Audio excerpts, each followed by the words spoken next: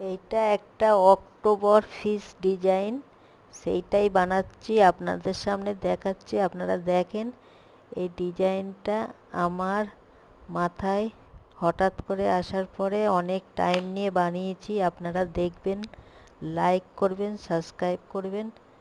ডিজাইনটা এইভাবেই বানাতে হয়। প্রথমে একটা বানানোর পরে আর একটা বানাচ্ছি উপরে, সেইটাই দেখাচ্ছি। এখন দেখেন, এইভাবে একটা চেন ডিজাইন করে রাউন্ড করতে হবে। তারপরে এক একটা করে লং এসে এইভাবে ডিজাইনটা শুরু হবে।